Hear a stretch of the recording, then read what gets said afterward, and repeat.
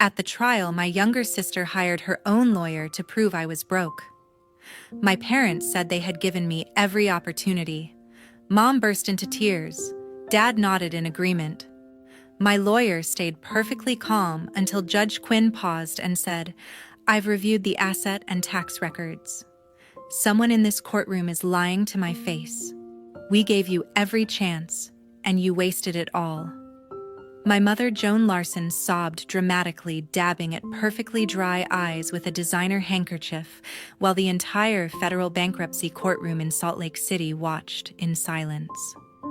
My father, Donald Larson, sat beside her, jaw clenched in calculated disappointment, nodding gravely as their lawyer laid out the documents claiming I owed my younger sister $2 million. I'm Whitney Irwin, founder and CEO of Summit Guard Technologies. Today I sat at the defendant's table in a simple but expensive gray suit next to my lawyer, Emily Castro, who remained completely composed even as the other side put on their performance. The lawyer hired by my sister stood up, voice full of confidence. My company was on the verge of collapse, unable to repay the large investment she had made years earlier on behalf of the family under an internal agreement authorized by our parents, and the court needed to step in to protect her as creditor. Everyone in the room leaned forward. My sister sat straight back, a faint, victorious smile playing on her young face. Then Judge Quinn suddenly stopped reading the petition. He removed his glasses, scanned the newly submitted asset and tax records more closely, and looked up. His voice carried clearly through the silent courtroom. "I've reviewed the asset and tax records. Someone in this courtroom is lying to my face." My sister's confident smile vanished instantly. Mom's tears stopped as if on cue. Dad froze. I sat there quietly, waiting for the moment I had prepared for over the past 10 years. Have you ever had a close family member downplay, or even try to undermine the success you worked so hard for? Drop your story in the comments below. I read them all, and would love to hear how you handled it. Like and subscribe so you don't miss what happens next, because this story is just getting started. I stood silently in the courtroom, waiting for the moment I had prepared for over the past 10 long years. The roots of this showdown went back to our family home in Salt Lake City, Utah, where the Larsons had built a name in real estate and mountain resource development. My father, Donald Larson, owned one of the largest firms in the region, dealing in land acquisition, mining rights, and high-end resort projects across the Wasatch Range. He had started small after college, but expanded aggressively, turning family connections into multi-million-dollar deals that shaped ski towns and protected vistas alike. Mother Joan Larson focused on social standing, chairing charity boards, hosting galas at the country club, and ensuring our name appeared in local society pages. From the beginning, my younger sister Grace was the favored one. As the baby of the family, born 8 years after me, she received attention that I never did. Dad often took her along to meetings with partners, even when she was still in high school. I remember one summer when she was 16.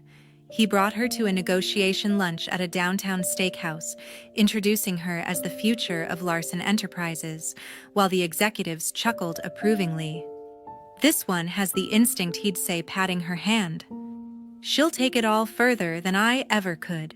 He bought her whatever she needed to prepare: private tutors for business classes, a new luxury SUV for her 18th birthday, internships at the firm where she shadowed him directly. Partners knew her by name, and Dad made sure she sat in on strategy sessions, learning how to read market trends for mountain properties. It wasn't subtle. He saw in Grace the perfect blend of charm and ambition to carry the traditional family business forward without rocking the boat. I had taken a different path. After undergrad, I enrolled in law school at the University of Utah, thinking it would align with Dad's world of contracts and land deals. But during my second year, I became obsessed with sustainable tech, specifically software that could monitor and protect mountain resources in real time, preventing overuse while supporting development. I spent nights researching AI models for tracking snowpack melt, soil erosion, and wildlife corridors. The potential felt huge tools that could help federal agencies like the BLM make better decisions. When I turned 25, I put together a full business plan for Summit Guard Technologies and presented it to Dad in his corner office overlooking the city. The room smelled of leather and polished wood trophies from closed deals lining the shelves. I laid out the projections, the market gap for precise resource monitoring in rugged terrains, and how it could partner with government contracts. He flipped through the pages, chuckling halfway. "This is a nice hobby, Whitney, but it's a pipe dream. Tech like this, it's not stable. Stick to what we know. Real land, real assets." He leaned back, gesturing around the office. "Come work here properly. Support Grace.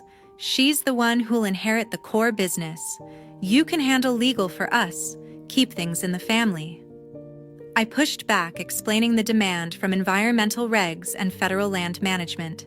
"There's real money in sustainable solutions, Dad. This isn't just an experiment." He shook his head, smile fading into that familiar stern look. "You're throwing away a solid future for computer nonsense. Grace understands the legacy.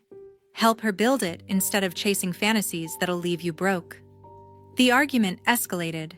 Mother joined, siding with him, as always, worrying aloud about appearances.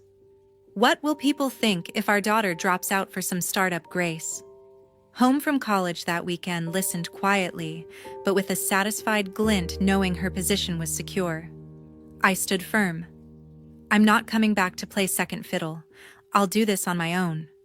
Dad's final words were cold. "Fine. But when it fails, and it will, you'll crawl back. And then, you'll take whatever role Grace offers." I walked out of that office, out of the house, and never asked for their approval or a dime again. The door closed behind me with a finality that echoed through the years to come.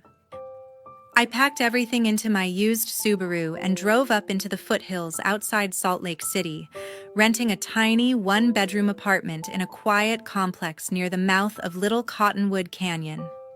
The place was basic, thin walls, outdated kitchen, and a view of the mountains that reminded me why I was doing this. Rent took half my savings in the first month, but the location gave me constant access to the terrain I wanted to protect and monitor. Those early days blurred into endless work sessions.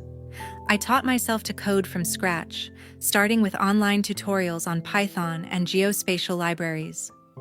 Nights were spent poring over federal regulations, the Bureau of Land Management guidelines, environmental impact statements, and public land use policies that governed millions of acres across the West. I printed stacks of documents, highlighted sections on data requirements for resource monitoring, and built spreadsheets modeling snowmelt patterns from publicly available USGS sensors. Money ran low fast. I took freelance gigs writing basic reports for small environmental nonprofits just to cover groceries and internet bills. Coffee became my fuel. Sleep was secondary. The laptop fan whirred constantly as I developed the first prototype, an app that pulled satellite imagery and ground sensor data to predict erosion risks on ski resort slopes and public trails. That prototype was my breakthrough hope. I pitched it to a potential partner I met through an online founder forum, a guy who claimed connections with outdoor industry investors. We met at a coffee shop in Sandy, and he seemed enthusiastic, offering to co-develop and introduce me to funding sources. I shared the full code repository and detailed designs, trusting the handshake agreement. Weeks later, radio silence. Then I saw my exact interface and algorithms launched under his new company name at a regional tech conference. He had taken everything filed for a provisional patent using my work and cut me out completely. The $15,000 were nearly gone by then, and that theft left me with nothing but screenshots and emails that proved nothing legally binding.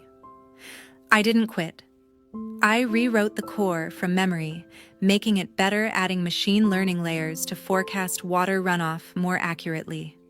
Months of isolation followed, testing algorithms against historical BLM reports on flood risks in the Wasatch Backcountry.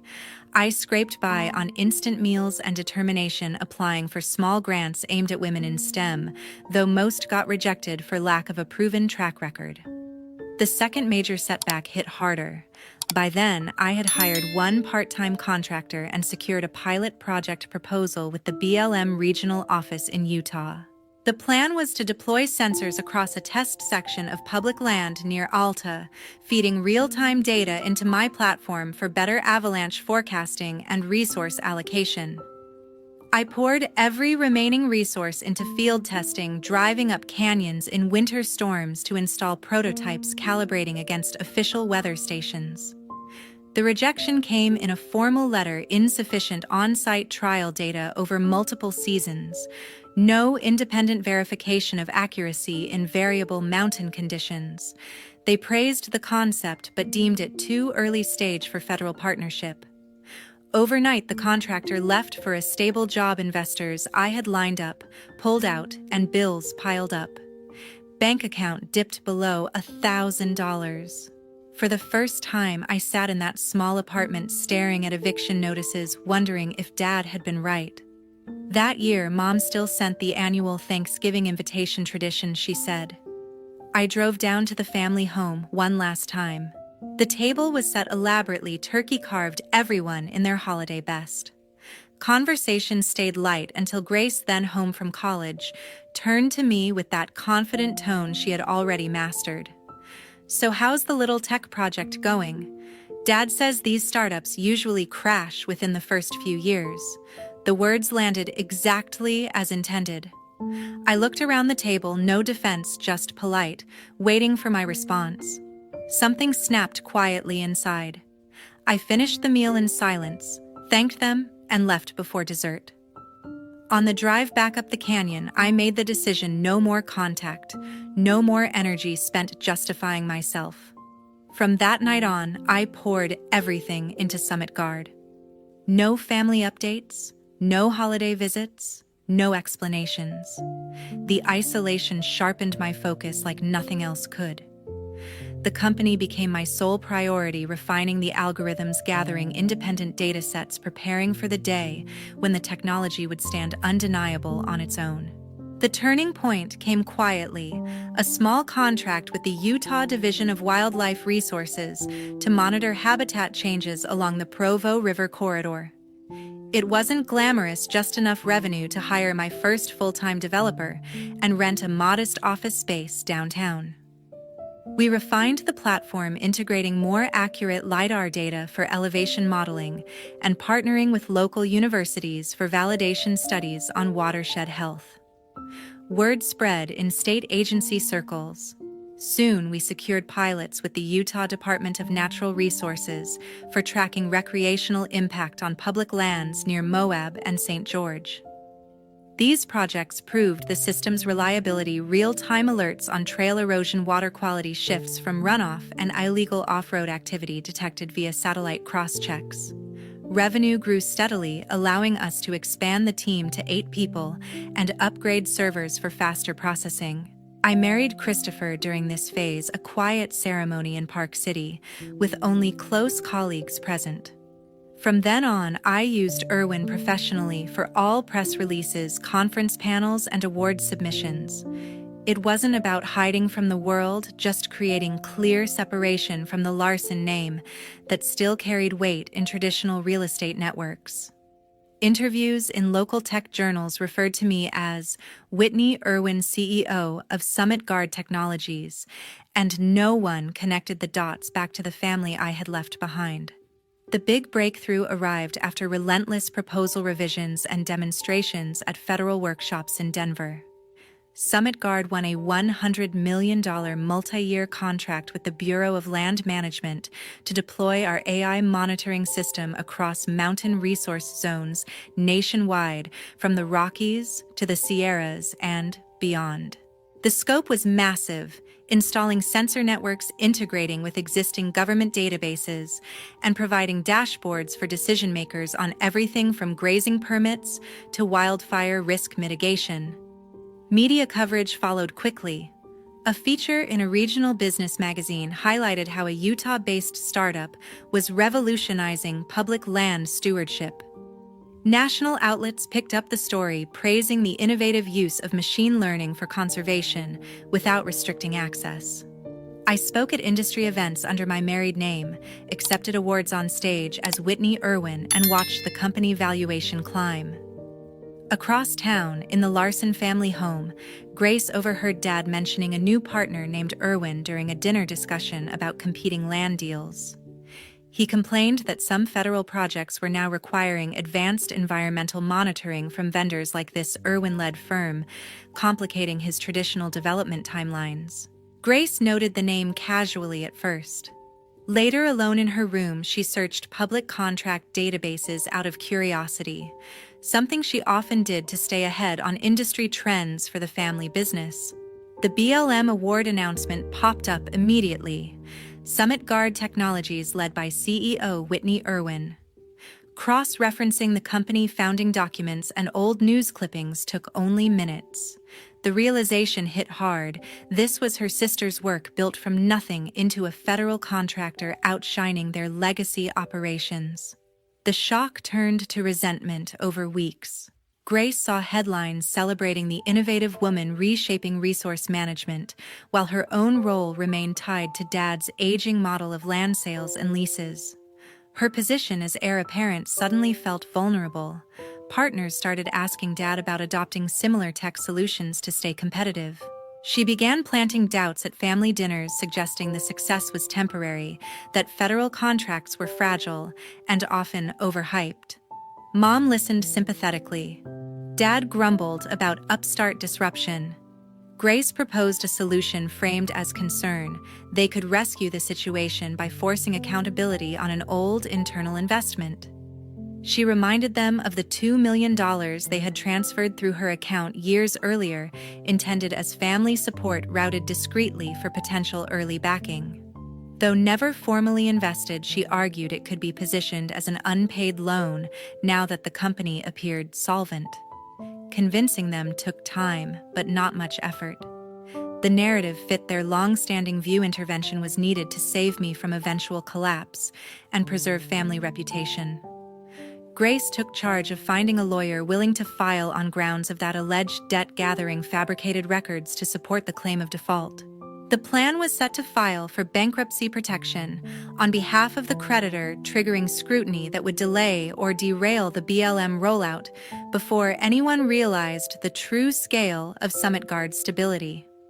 A thick envelope from the federal court arrived at the office one morning, marked urgent.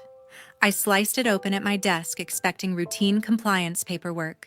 Instead, it was a bankruptcy petition filed against Summit Guard Technologies, claiming the company was insolvent and owed $2 million to a creditor who had invested early and never been repaid. The creditor listed Grace Larson. My stomach dropped. I read the name twice, then scanned the attached documents, loan agreements dated years back. Signatures that looked vaguely like mine financial statements showing massive losses that bore no resemblance to reality. It alleged a family-backed investment routed through Grace's account for tax reasons, now in default. Shock hit first, then a wave of disbelief. Grace, my own sister, had gone this far. I had built everything without a cent from them, yet here was a fabricated claim designed to force court oversight and halt operations. I called Emily Castro immediately. She had handled our federal contract compliance from the start and knew every detail of the company's finances. I scanned and emailed the filing while still on the line. Emily's voice stayed professional but edged with concern as she reviewed. This is blatant fraud, Whitney. Forged signatures, invented accounts, timelines that don't match any real transactions. We can dismantle it with audited statements and bank records alone. She paused. But here's the risk: the petition itself creates complications. Even if dismissed quickly, the filing becomes public record. It could trigger reviews from BLM partners, delay funding disbursements, or scare off private investors. And if the judge assigned has any local ties to established families like yours, they might drag it out for appearances. Her warning sank in. Utah's business community was tight-knit. Old money networks overlapped with judicial appointments. A prolonged case could stall our nationwide rollout at the worst possible moment. I drove home early that day, mind racing. Christopher was in the kitchen when I walked in, sensing something wrong immediately. I handed him the papers without a word. He read in silence, face tightening with each page. "This is insane," he said finally. "Your own sister.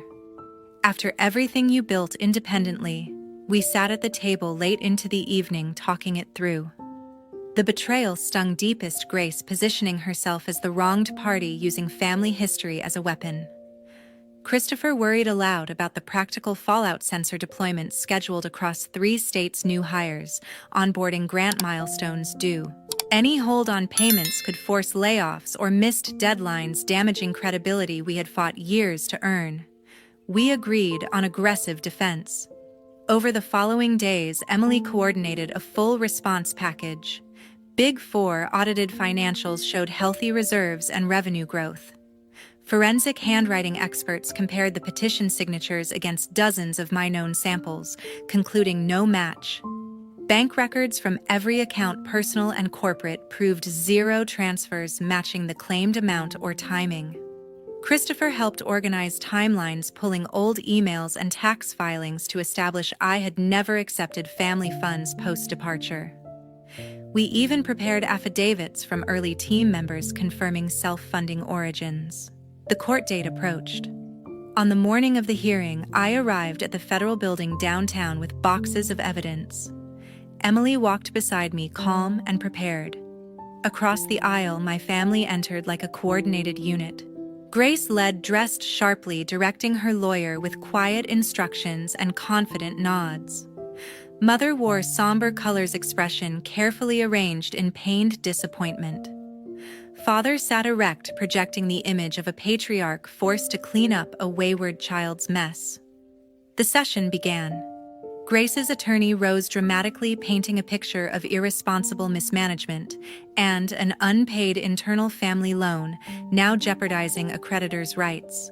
He referenced the generous support routed for legitimate business purposes, now ignored, despite repeated requests. I watched their performance, pulse steady but anger simmering beneath. Emily remained composed, waiting her turn. The courtroom filled steadily, the low hum of voices mixing with the rustle of papers and the occasional cough. I took my place at the defendant's table, Christopher beside me, his hand resting lightly on mine. Emily sat on my other side, organized stacks of exhibits in front of her, calm and focused. Across the aisle, Grace entered first, her lawyer close behind.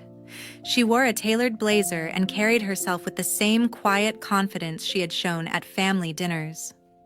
Mother followed in a dark dress, dabbing her eyes with a tissue even before sitting down. Father came last, posture rigid, giving the impression of a man reluctantly attending to a difficult family matter. The bailiff called the session to order.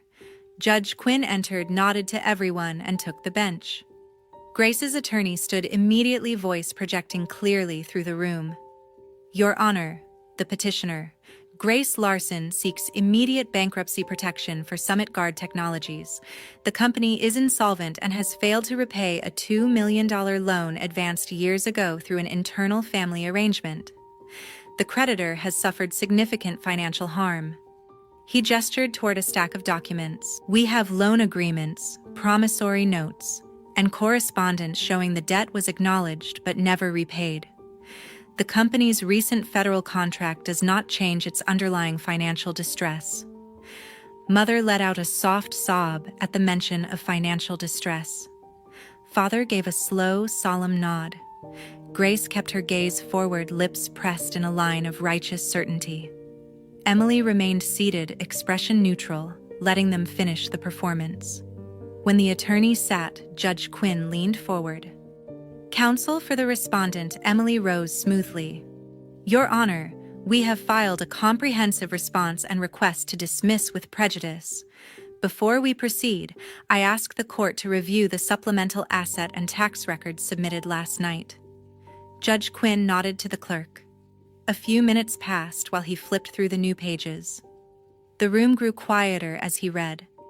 Then he stopped, removed his glasses, and looked directly at Grace's table. "I've reviewed the asset and tax records. Someone in this courtroom is lying to my face." Grace's shoulders stiffened. Mother's tissue froze mid-air. Father's jaw tightened. Emily stepped forward. "Your Honor, we have 3 primary pieces of evidence that demonstrate the petition is fraudulent." She projected the first exhibit on the screen. The signatures on the alleged loan documents do not match any known samples of Whitney Irwin's handwriting. Forensic analysis by a certified examiner shows clear discrepancies in stroke patterns and pressure. Every signature is forged. Next slide. The claimed investment date falls during Ms. Grace Larson's sophomore year at college.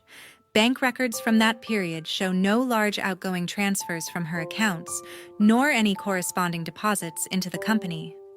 Final slide.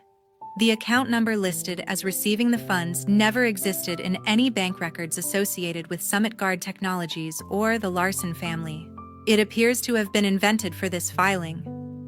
Christopher squeezed my hand. I felt his steady presence beside me. Grace's face drained of color. The confident tilt of her chin disappeared. Mother's sobs stopped abruptly as though someone had flipped a switch. Father stared straight ahead, skin pale. Judge Quinn set the documents down. "Ms. Castro, do you have anything further?" Emily shook her head. "That is the essence, Your Honor. The petition contains no legitimate debt, no real investment, and no basis for bankruptcy relief. We ask the court to dismiss with prejudice and refer the matter to the U.S. Attorney's Office for investigation of bankruptcy fraud and potential interference with a federal contractor."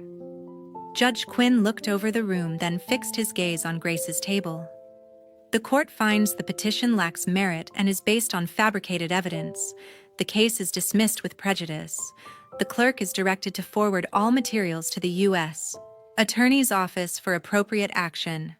This court will not tolerate attempts to misuse bankruptcy proceedings to interfere with a federal contract or to perpetrate fraud." The gavel came down sharply. Grace sat, frozen eyes wide. Mother stared at the floor. Father's hands gripped the table edge, knuckles white. Emily turned to me with a small, relieved nod. Christopher exhaled, his grip on my hand loosening for the first time all morning. I felt the weight of the past 10 years lift slightly, though the anger still burned beneath. The courtroom began to clear, but the real consequences were only beginning. Federal investigators moved quickly once the referral landed on their desk. Agents interviewed Grace's lawyer, first laying out the evidence of fraud and the potential for disbarment if he didn't cooperate. Facing serious consequences, he turned over emails, draft documents, and recordings of meetings where Grace had outlined the plan in detail, framing it as necessary to protect family interests from my supposed impending failure. The full picture emerged. Grace had orchestrated everything from fabricating the old loan papers to coaching mother and father on their courtroom roles. Prosecutors built a solid case for bankruptcy fraud, perjury, and attempted interference with a government contract. Grace's options narrowed fast. Her attorney negotiated a plea deal to avoid trial and harsher sentencing. She accepted probation, a permanent federal felony record that would follow her for life, substantial fines that drained her personal savings, and restitution orders. Most stinging for her father, formally revised his estate plans and company succession documents, removing her from any executive role or significant inheritance tied to the business. The golden child status evaporated overnight. The fallout spread to the family firm. News of the scandal traveled through Utah's tight real estate circles. Major clients, developers with pending resort projects, requested audits of their partnerships. Several pulled out entirely, citing reputational risk. Banks tightened credit lines after reading press reports.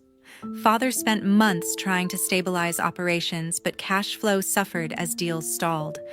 Over the following year, more partners distanced themselves. A key joint venture in Park City collapsed when the other side invoked a morality clause. Revenue dropped sharply. Father aged visibly, working longer hours to salvage relationships that had taken decades to build. Eventually, with no viable recovery path, he accepted an offer from a larger regional competitor and sold the company at a fraction of its former valuation. The Larson name lost its dominance in mountain development. Mother sent a letter about 8 months after the plea. It arrived handwritten on heavy stationery, 12 pages justifying their actions.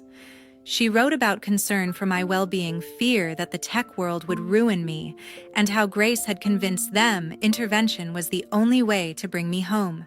Phrases like "we only wanted what was best" and "family should stick together in tough times" filled the pages.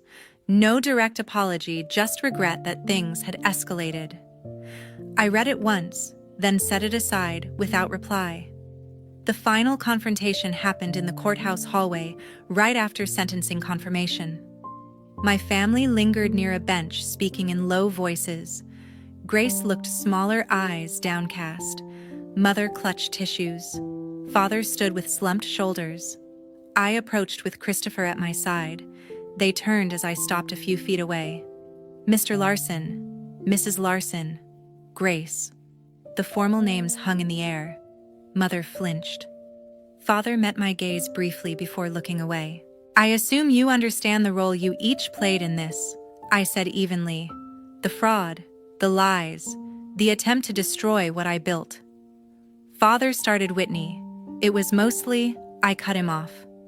"Don't. Grace led it, but you supported her. You chose to believe I would fail, rather than admit you were wrong." Mother whispered. "We thought we were protecting you. Protection doesn't involve forged documents in federal court." I kept my voice steady. "The consequences you're facing now are yours alone." Grace finally spoke, voice small. "I didn't think it would go this far, but it did. And I'm done." I turned to leave, then paused. "Don't contact me again. Don't reach out to Christopher or anyone connected to Summit Guard. We are no longer family in any way that matters." No one followed as we walked away. That hallway marked the absolute end. No more invitations, no more letters, no more pretense. We expanded steadily after the courtroom chaos faded. New offices opened in Denver and Boise to support field teams deploying sensors across broader federal lands. Staff grew past 200 engineers, data scientists, policy experts, all drawn to the mission of balancing conservation with responsible access. Follow-on contracts with the BLM and other agencies rolled in, totaling billions over multi-year terms for nationwide implementation and ongoing maintenance. Christopher and I designed our home ourselves, a modern mountain-style house nestled in the hills above Park City, with wide windows framing the peaks. We moved in just before Presley arrived, a healthy girl with dark hair and curious eyes. Life settled into a rhythm of board meetings, family dinners, and quiet evenings watching sunsets from the deck. I often held Presley in the nursery at dusk, rocking gently while she drifted toward sleep. The room smelled of baby lotion and fresh laundry, soft light filtering through sheer curtains. One evening, as she gripped my finger with surprising strength, I whispered stories, not fairy tales, but truths about chasing what matters. "You'll try things that scare you," I told her softly, "and some people might say it's impossible or unwise. But the ones who matter will cheer every step, even the stumbles." She cooed, eyes half closed.